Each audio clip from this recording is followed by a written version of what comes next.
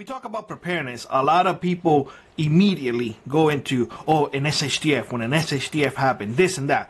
We discuss in this channel what an SHTF really actually is, and I encourage you to go look at it.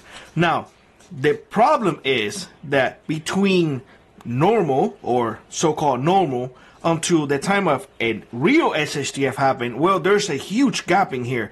And the question is, how bad things can get before it finally hits that shit hitting the fan point. Well, let me tell you something. You have to look up several things. The first one is, well, do we have erosion in trust? Essentially, are people turning on each other? We are almost there. Almost there. And I will say this, almost there, because in a few days, you're going to see a turn on people's trust. Right now, let's be honest. Right now, you're either on one side or the other. Plain and simple. One side is saying, if we don't win, we're going to do something. The other side is saying, well, if we don't win, we're going to do something. So that we are at that turning already. Whether it's going to happen or not, it remains to be seen.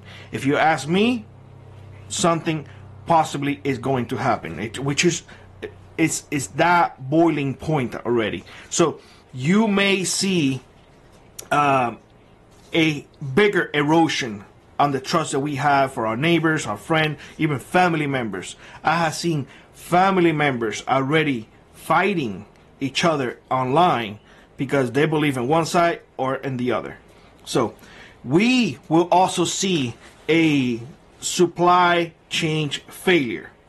Why? Because I mentioned in my previous video that that she-devil, if she doesn't win, she's going to do everything possible to screw with the other person. Everything possible. This is not political. This is factual. This is the way it's going to happen. You don't believe me? Give it time. Give it time. I will prove you wrong. Because that's just the way it's going to be.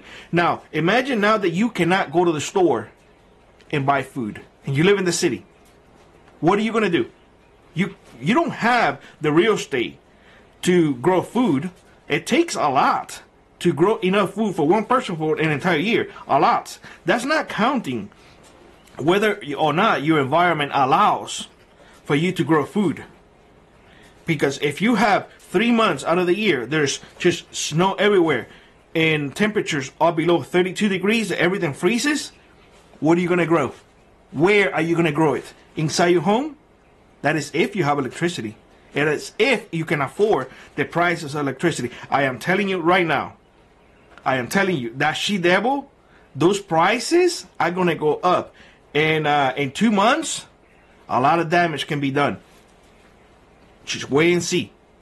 Wait and see. I tell you all, you can afford for me to be wrong, but you cannot afford for me to be right. That is a guarantee. I'm telling you that right now.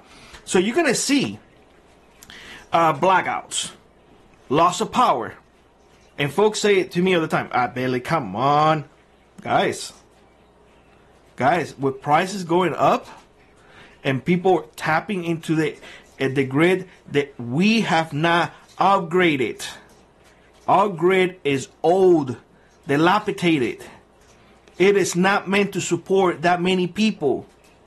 But hey, we cannot build any more coal plants because they're bad for the environment. But it's okay for you to die, because it's just too cold. It's okay for that to happen. You see the backwards mentality, and you think you're going to trust these people? It goes back to the first point. Erosion of trust.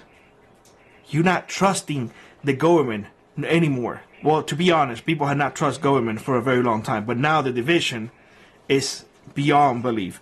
That right there, no power. Well, it's going to cause an overload on the medical system. Let's face it. We have an aging population. There is a lot of folks who depend on medical. Well, let's just say, if they don't have that medicine, they're just not going to make it to 30 days. This is honest. Guys, I'm being really honest with y'all. These are things that I don't want to say, but I have to say it because when the SHTF come, or this ordeal comes, this period before the SHTF, you're going to have to do things that you don't want to.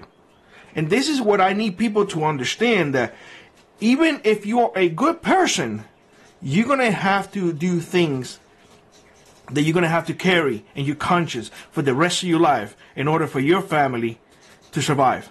Plain and simple. It's not whether or not you are a good or a bad person. No.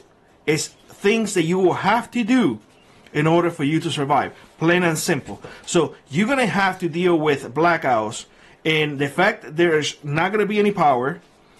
It's going to be an overload on the medical system. People are going to be dying, plain and simple, because, well, let's just face it.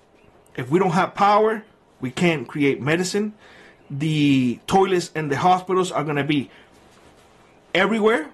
There's just fecal matter everywhere. They're not going to be able to operate. So people are not going to be able to get those surgeries to survive. And what's going to happen when a family member cannot get that procedure? What do you think the family is going to do? What do you think? They're going to get angry. Very, very angry. And that's going to increase the stress. No? Well, let me know. Let me know how many people in here today did not get to see their loved ones a few years ago when hospitals said you can't go see them and they pass away. Leave it down in the comment below. Leave it in the comments below, because I know quite a few. The problem is that that's just going to go all over. It's going to be all over. So law enforcement is going to be limited. Law enforcement, I mentioned this before in other videos, are going to be more worried about taking care of themselves in government buildings. Why? Because that's going to be their job. In fact, I told you this before. Law enforcement is not here to protect you. It is not here to protect you. You have, that responsibility is yours. You have a duty to protect yourself and your family. The nail on the coffin will be exactly the same thing that happened in Cuba. The currency devaluation and hyperinflation. Exactly the same thing. Right now, at least your money still have a little bit of value. You can still go to the supermarket and get enough food. Yes, I hear folks saying all the time, I cannot get as much as I used to get. $100, it does not give you an entire week like as they used to. That is a devaluation of your money. And inflation, of course, because they keep printing money out of thin air.